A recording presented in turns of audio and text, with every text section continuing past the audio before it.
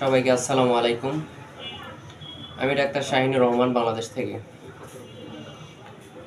আজকে খুবই দুঃখজনক সংবাদ প্রচার করতে চলছি আমি। অবশেষে পাকিস্তান ভারত কিন্তু যুদ্ধ শুরু হয়ে গেল।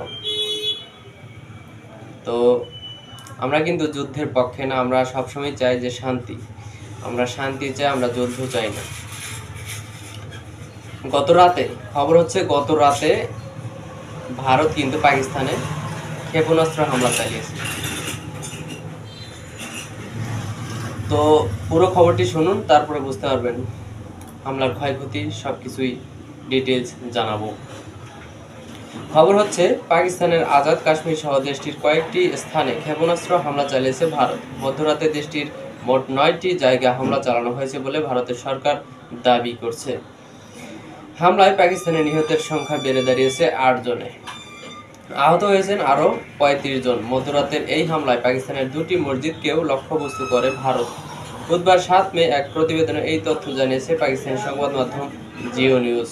পাকিস্তানের সামরিক বাহিনীর মিডিয়া উইং আন্তঃবাহিনী জনসংযোগ পরিদপ্তরের ISPR মহাপরিচালক মেজর জেনারেল আহমেদ শরীফ বলেছেন, ভারতীয় হামলায় 8 জন পাকিস্তানি নিহত হয়েছেন এবং আরও 35 জন আহত হয়েছেন।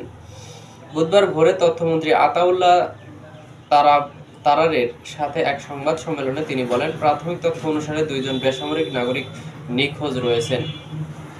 তিনি আরও বলেন, ভারত পাকিস্তানের 6টি স্থানে 24টি হামলা চালিয়েছে। ভারতীয় বাহিনী কোটলিতে মসজিদ ই আব্বাস নামে একটি মসজিদ লক্ষ্য করে হামলা চালিয়েছে। সেখানে 16 বছর বয়সী এক কিশোরী এবং 18 বছর বয়সী এক ছেলে সহ 2 নাগরিক নিহত হয়েছেন।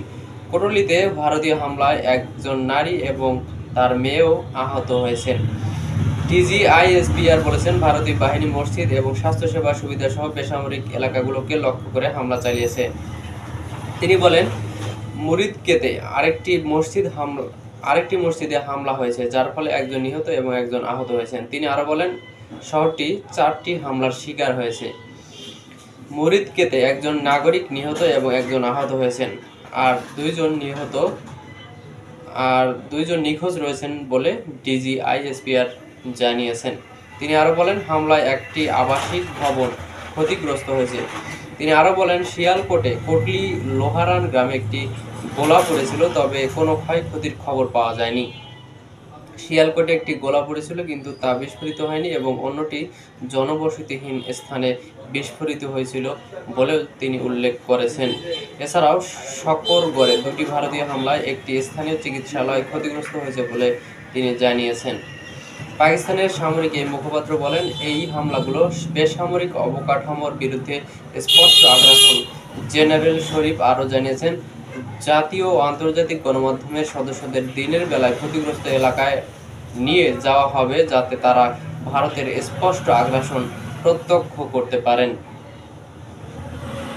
তো এই হচ্ছে আজকের ভারত পাকিস্তানের যুদ্ধের পরিস্থিতির খবর। তো পাকিস্তান ভারতের সর্বশেষ আপডেট সবসময় পেতে আমাদের চ্যানেলের পাশে থাকবেন। সবাইকে আবার আসসালামু আলাইকুম।